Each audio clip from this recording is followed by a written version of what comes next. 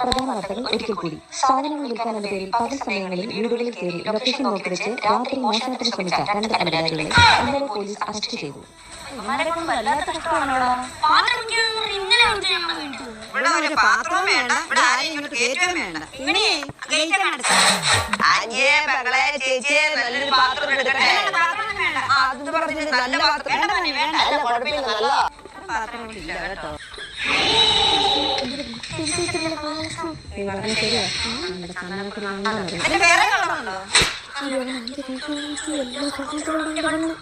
അതെ, ഇതൊന്നും സ്വർണ്ണമല്ല കേട്ടോ, ഇതെല്ലാം ബുക്ക് കൊണ്ടതാ.